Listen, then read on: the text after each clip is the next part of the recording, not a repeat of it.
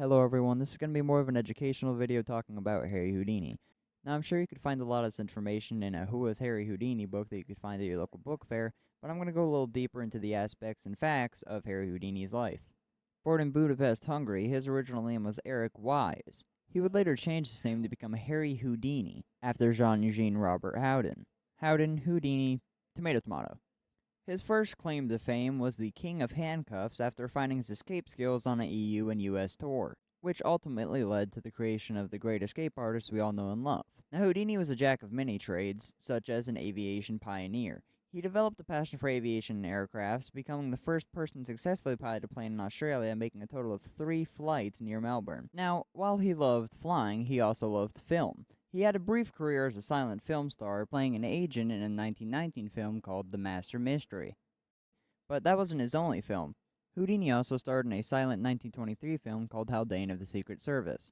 The film follows a man named Heath Haldane, played by Houdini himself, who attempts to track down the vicious criminal gang responsible for his government agent father's death, while also saving the girl he formed a romantic connection with, because everybody likes a good love story.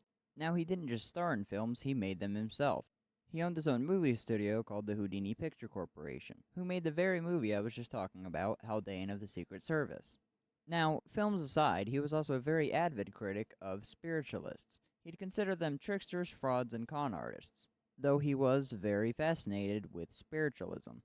But let's focus on the fact most people know him for magic tricks. Houdini's name is pure and unsmudged when it comes to illusions, hence why people's first thought is Houdini when it comes to the words escape and artist. Now, Houdini had a bunch of amazing escapes, but his most famous being the Chinese water torture cell, where he was suspended in a tank of water, locked in stocks, and restrained from the ankles, basically restricting almost all movement. What's amazing, though, is that with his audience of rubber duckies, he would practice most of these tricks in a large bathtub at home. All jokes aside, using these techniques, he was able to spend 91 minutes underwater before escaping. That's a lot of tub training. Now, of course, he doesn't only escape from water tanks, he also escaped from handcuffs and locked boxes. I just like to focus on his water escapes because holding your breath for that amount of time is a surreal idea to me. And while of course he holds his title of being the world's greatest escape artist, those weren't the only tricks that he's done. He's also very well known for his performance at the New York Hippodrome, where he vanished a full-grown elephant from the stage. And as a magician myself, I still cannot wrap my head around how it would be possible. If only we had the ability to turn back the fast-turning hands of time so I could ask him. Now, aside from his tricks, let's talk about his family. His parents were Cecilia Wise and Samuel Wise. His father Samuel became a rabbi in 1851, and his mother could speak 5 languages. His mother couldn't speak any English, so Houdini would most commonly communicate with her in German. Cecilia was 22 years old and she married Samuel, with a 13-year age gap in between the two. She also had several children with Samuel, including Nathan, William, Harry, Theodore, Leopold, and Carrie. Now, Theodore looked up to Houdini a lot, so much so that he changed his last name to Hardin so he could be close to it. He also took up a learning in magic and decided to become a magician as well, very commonly billing himself as Houdini's brother. There's more on Theodore I'll share about later, but let's talk about Houdini's pets, because pets are part of the family. He owned a canary, buzzard, and a parrot. I wonder if there's a connection between his aviation career and his love for airbound birds. Of course, aside from his birds, he had a dog. Now back on the topic of Harry Houdini himself, here comes the sad day. The very sad day, Halloween, October 31st, 1926, when Harry was around 52 years old.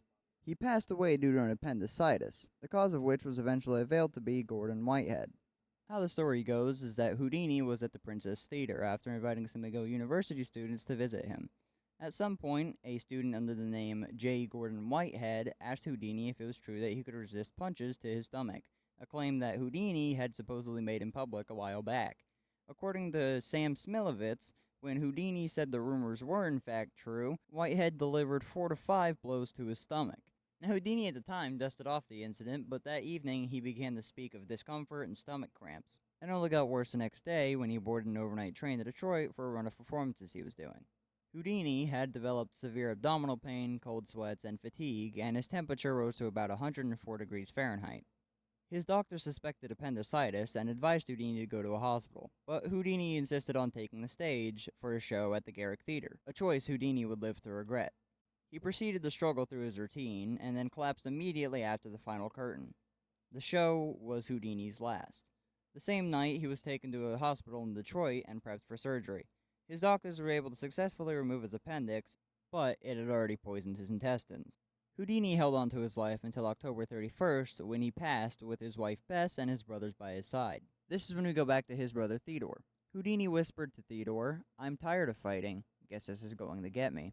Before taking one last glance at his wife Bess, he closed his eyes and died at 1:26 p.m. on Sunday, October 31st, thus sealing the fate of the legend Harry Houdini. Houdini is praised by magicians and illusionists alike for his talents and his amazing skills. And even after his death, he continues to inspire millions around the world.